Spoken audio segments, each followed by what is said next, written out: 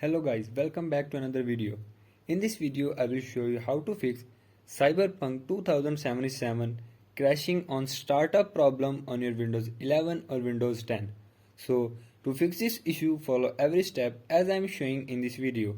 And do not forget to subscribe this channel and also press the bell icon for the latest upcoming videos. Hope so this will fix your problem and help you a lot.